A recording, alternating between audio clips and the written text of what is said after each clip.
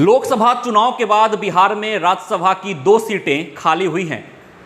Misa Bharti Pataliputra Lok Sabha seat से चुनाव जीती तो मीसा भारती की सीट खाली हुई, और विवेक ठाकुर नवादा लोकसभा सीट से चुनाव जीते तो उनकी सीट खाली हुई। अब लालू यादव जो लगातार मीसा भारती को राज्यसभा भेज रहे थे जब मीसा भारती चुनाव हार जा रही थी, मतलब 2014 लोकसभा चुनाव और 2019 लोकसभा चुनाव में मीसा भारती पाटलिपुत्रा लोकसभा सीट से चुनाव हारती हैं, लेकिन लालू यादव उन्हें राज्यसभा भेज देते हैं। और इस बार जब मीसा भारती चुनाव जीत गई हैं तो उनकी सीट खाली हो गई है। और इस बार लालू यादव की दूसरी बेटी रोहिणी आचार्य सारण लोकसभा सीट से चुनाव लड़ रही थी, लेकिन उन्हें हार का सामना करना पड़ा। तो अब राजनीतिक गलियारों में ये सवाल उठ रहे हैं कि क्या लालू यादव रोहिणी आचार्य को राज्यसभा भेजेंगे। लेकिन लालू यादव चाहकर भी रोहिणी आचार्य को भेज नहीं सकते राज्यसभा। लालू यादव अगर चाहे भी तो रोहिणी आचार्य राज्यसभा नहीं जा सकती हैं, उन्हें कड़े नियमों के बीच से गुजरना होगा। दरअसल राज्यसभा जाने के लिए रोहिणी आचार्य को उपचुनाव के दौर से गुजरना होगा, और जिस हालात में बिहार में विपक्ष है, ताज़ा हालात देखते हुए रोहिणी आचार्य के लिए यह नैया पार करना आसान नहीं है।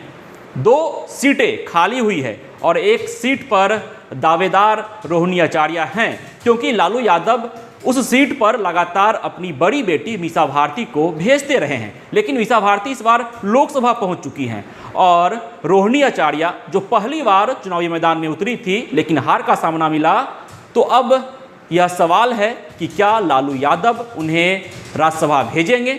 लेकिन राज्यसभा भेजने के लिए अधिक से अधिक विधायकों का समर्थन चाहिए रोहिणी आचार्य को, और बिहार में एनडीए बहुमत में है, मतलब एनडीए के पास विधायकों की संख्या ज़्यादा है।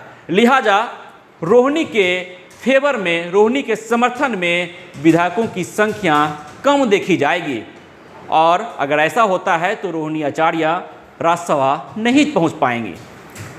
लेकिन लालू यादव की सबसे प्रिय पुत्री में से एक है रोहिणी आचार्य, क्योंकि जब लालू यादव किडनी की समस्या से परेशान थे तो उस वक्त रोहिणी आचार्य ने किडनी डोनेट कर लालू यादव को एक नया जीवन दिया। और लोकसभा चुनाव में लालू यादव स्वास्थ्य सही नहीं रहने के बाद भी लालू यादव सारण में कैंप किए रोहिणी आचार्य के लिए, उनके लिए वो वोट मांगे, लेकिन जनता का समर्थन नहीं मिल पाया रोहिणी आचार्य को, और बेहद ही कम वोटों से रोहिणी आचार्य राजीव प्रताप रूढ़ी से चुनाव हार गई। और अब उसी हार के बाद यह चर्चा उठने लगी है कि रोहिणी आचार्य राज्यसभा जा सकती हैं, लालू यादव उन्हें राज्यसभा भेज सकते हैं।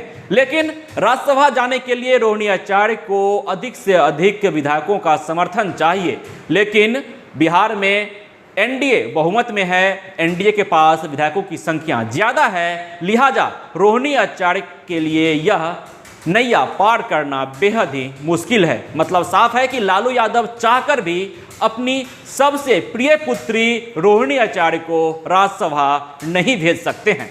26 वर्षों में 17,000 से अधिक डॉक्टर बना चुका बिहार एवं झारखंड के छात्रों एवं अभिभावकों के बीच सर्वाधिक विश्वसनीय एवं लोकप्रिय संस्थान गोल, नेशंस लीडिंग इंस्टीट्यूट। हमारा विश्वास गोल के साथ।